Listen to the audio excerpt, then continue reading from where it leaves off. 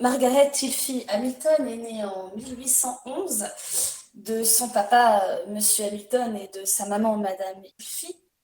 C'était une petite fille assez particulière.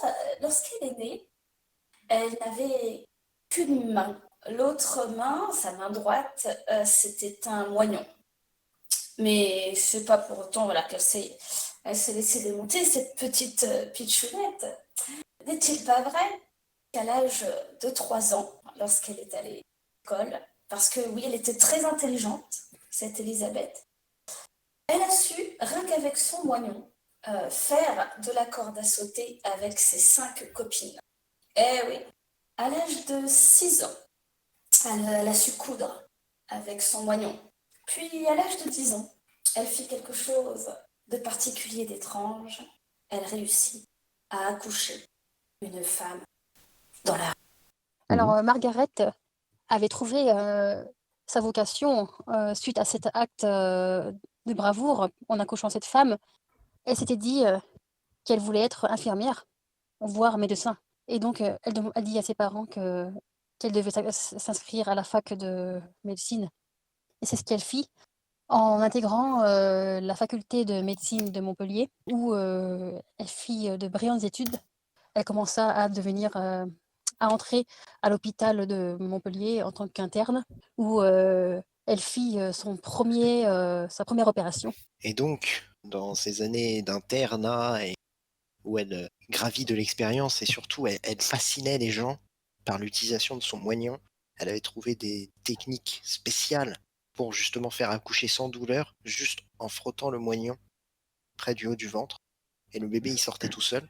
Du coup, elle était très réputée. Il y avait des gens qui venaient d'Inde, et point que dans certains pays, c'était une divinité. C'était une sainte et tout. Et du coup, les gens, ils venaient. Elle les bénissait comme ça avec son moignon. Et du coup, voilà, elle avait vraiment une importance dans plein de civilisations. Et du coup, elle rencontre un jeune politicien c'était Dominique de Villepin. Du coup, ils commencent à flirter un peu, à vivre ensemble.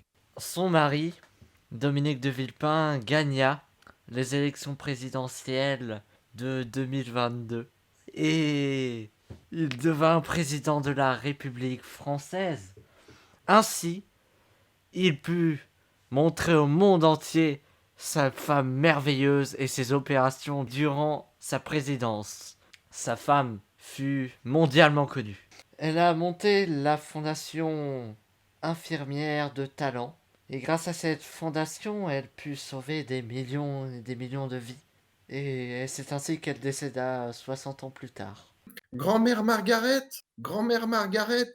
Oui, oui, ma petite Georgina. C'était la petite fille Georgina de Villepin qui lui posait la question. Comment se fait-il, toi qui es né en 1811, que tu aies survécu jusqu'à 2022? Oh, c'est une longue histoire. Tu sais, ma mère m'a appris qu'un sorcier vaudou avait fait un pacte avec elle.